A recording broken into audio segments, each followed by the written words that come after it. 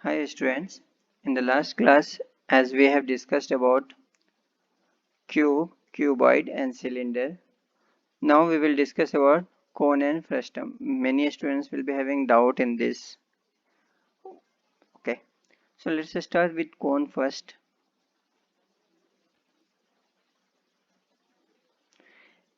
A cone is a three-dimensional geometrical shape. You can see it is just like this, three-dimensional shape. It's just like ice cream. When you go cone ice cream, they will give you. And you will see that down will be the one angle in the ice cream and upper part will be having cream and whatever flavor you like that you will eat. So down holder will be there, no, that holder is called cone. Generally ice cream name also will be like cone ice cream and all. So which part you are holding in hand, that is called cone part. Shape traverses smoothly from the flat circular base to a point called vertex. So the bottom part from where you can see the angle is making, that is called your vertices. And upper part where the cream or flavor will be there, that is your circular part, open area. Okay. We can also define it as a solid obtained by revolving a right angle triangular lamina. Any side is right angle, right circular cone. What is trying to say? The cone which you see like triangular form and down is the circular form, it is just like a right angle. From top to bottom there will be one height will be there and this is the radius of that circular part. Okay, now the situation will come. I will just increase the height size of it to clear visibility.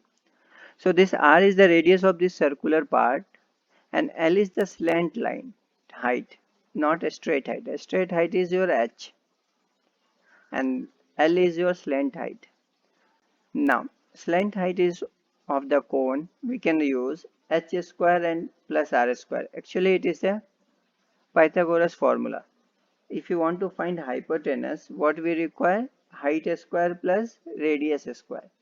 So that they given here height square plus radius square. Now curved surface area of the cone is pi r. You can check it. This area is called curved surface area, which is in the round shape. For that is pi rl.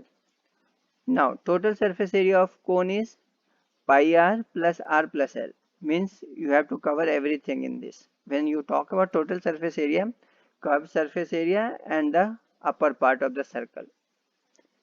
If they will ask volume, volume means how much cream you can put in this cone, how much amount of that ice cream you can put in this cone.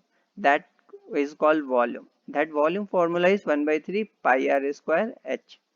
R is again radius of this circular part, h is the height, how much depth is there of this cone, and pi is again 22 by 7 or 3.14 we can use it.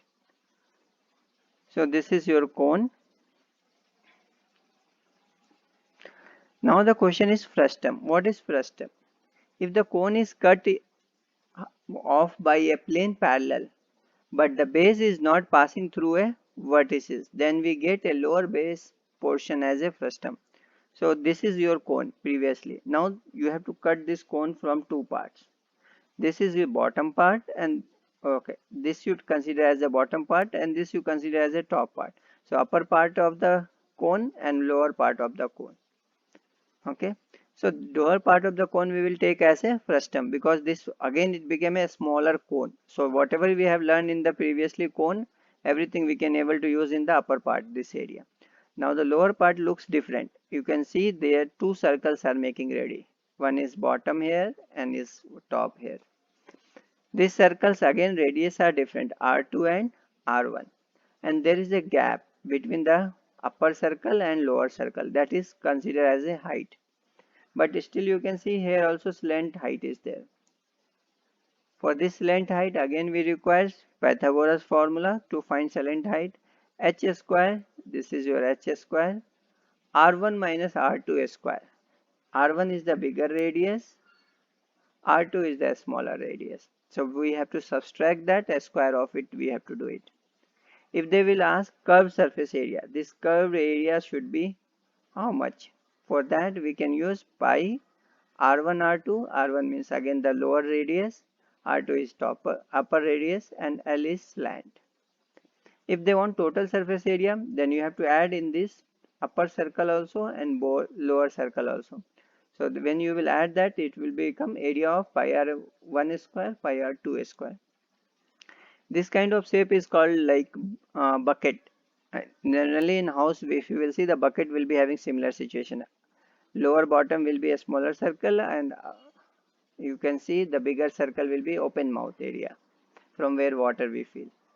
Now if we want volume, how much liter bucket it is, or how much volume or how much water we can contain in that, that we can write 1 by 3 pi r1 r2 square plus r1 r2 into h. This will give us the idea about how to find first area and their volume. Thank you, dear student.